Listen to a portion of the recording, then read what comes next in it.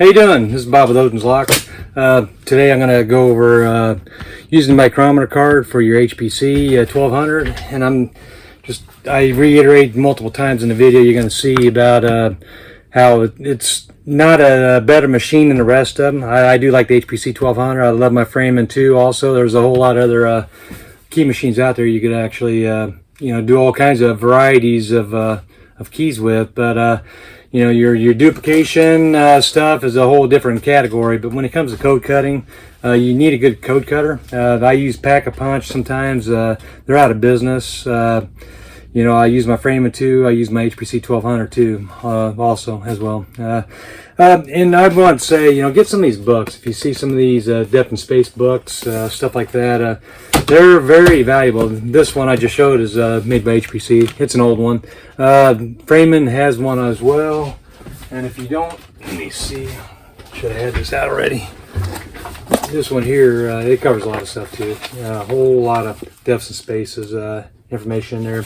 But anyways, what you're going to see in this video is using micrometer card. If you don't have your micrometer or your actual card that goes to the key manufacturer that you need, say even if it's a desk lock, pin tumbler, Siegel, anything that's weird that you don't normally have, I think the standard HPC set does come with the Siegel.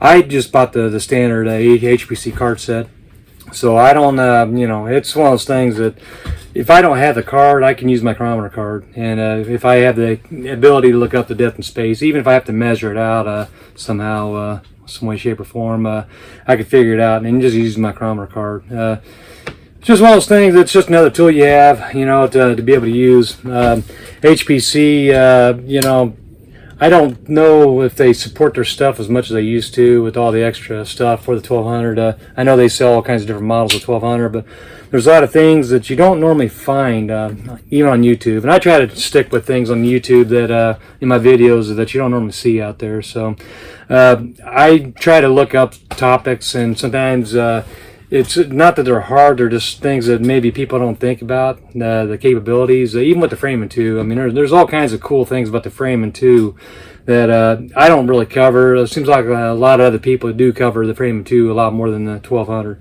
Usually 1200, you just see them using it. You don't really see them showing it off or anything, but I don't know why. I just like my 1200. And I bought it and used pretty cheap. And you can find the HPC 1200s, you can find the framings also on OfferUp, eBay, Craigslist, whatever. And one thing I'll suggest, if you do buy a used machine, is just be aware it could be stolen, and if you have a way to look up serial numbers, you might double check local associations, see who's had their vehicles broke into. I usually register my machines with the manufacturers I get it from, like Freeman. I registered my key machine with them when I first bought it. My Pack-a-Punches were, of course, registered with the A1, Demand A1, whatever. I think it's A1 Demands, but anyways, they're out of business. But my HPC, I got this from another person I know who used to work for TWA. But anyways, stay tuned for the video you're getting ready to see.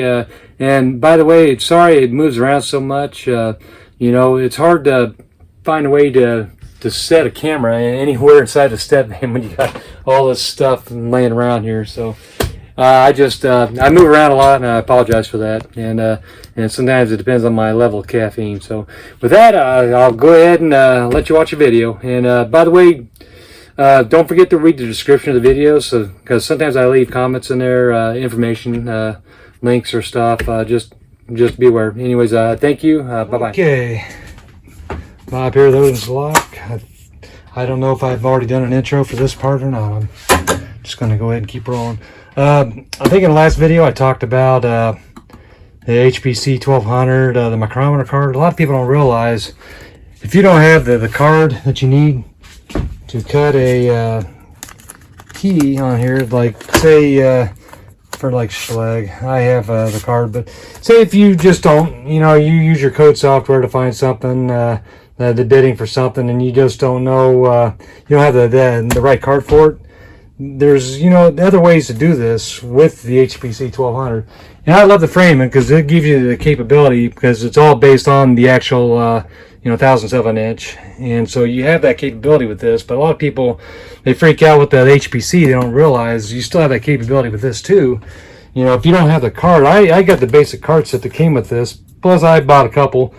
I think I bought the best 7-pin, but there is something else that we have on here, and it is the micrometer cards. And this one here is number 58. And usually when you look this stuff up in the code software, it'll tell you, what jaws to use too.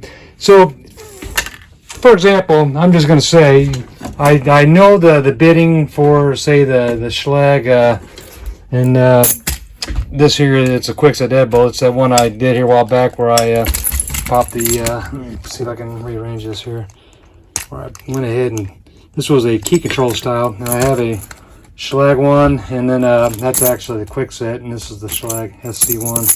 So I know this works, and so there's that. So, but what if I needed to cut a key by code, say Schlag, or any key for that matter, and all I could get was the actual depth and space, and I don't have the actual card for my HPC. Say it's some oddball. I'm just going to go, theoretically, this is a Schlag, so, but say if I don't have my Schlag card, to do this, you can just go on ahead and pop in the micrometer card. And so with that, you can go ahead and cut it down to what you need right there. And so I actually had figured out for that key there, the SC1. It is an SC1. You see right there. That was a 47396, and I went ahead and did all this so you don't have to sit and go through it. But it's all the same as this here. So a 4 would be a 275, 7 is a 230, and I just wrote them like that so they're not all confusing. And then here's your spacing. And so I'm going to put this over here. We'll just go ahead and cut this. A lot of people don't really realize you could do this. I don't know if I'm going to be able to hold this very good. So let me find the key here. Key blank. Excuse me for moving around. I'm not really set up for a whole lot of this stuff. Just kind of a shoddy way to do this, but I just want to show the point that you can do this. So anyways, so you do your SC1 there. So with this, let me get my bidding over here. So I know I'm going to go my first cut. And so you can go all the way over here to 0. So for the Schlag, the first one is 0.231. That's from the shoulder stop to the first cut, 0.231. And so we'll go on over here. And so it's in increments, 5 thousandths increments. But if you're going to go to 231, so there's 210, 220, 23, and I just slip it just a little bit over. And then the depth would be 275. And so, let me see here, 231, I'll just hit the wrong button. 10, 20, 31 right there. And so, sorry about that, I had to get off here because my wife was trying to figure out where I was at. I'd closed the step indoors. Alright, so let me get back on here. So 231. The depth is 275, so as you can see, just go on ahead and feed it in to 275.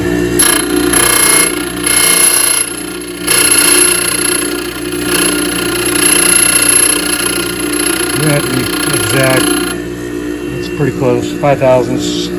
You have some fudge on here. So then the next depth to be, or the next space to be 0.387. So there's 3, 5, 6, 7, 8, 7. Let's go a little bit past that. So 3, 8, 7. Okay, 3. Alright, yeah, right there, about there. And so, and it's, with the spacing, it's not so critical. 0.230 would be my depth here.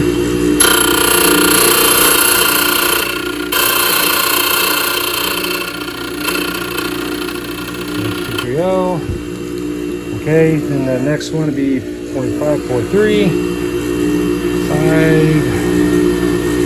3, and then 0.290, so number 3. It goes off the root depth, so 290. There's that. And then 0.699, that's what I'm going off of right here. 0.699. 65. And then 2 thousandths. Okay. So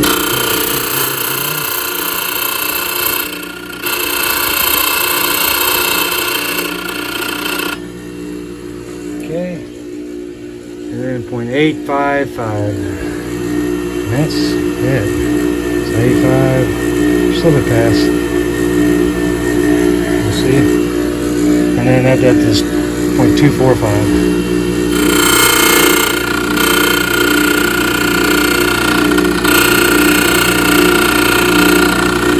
In the middle. And that's that. That's for a 5 cut. So let's get this out of here. Excuse me while I burn my key real quick.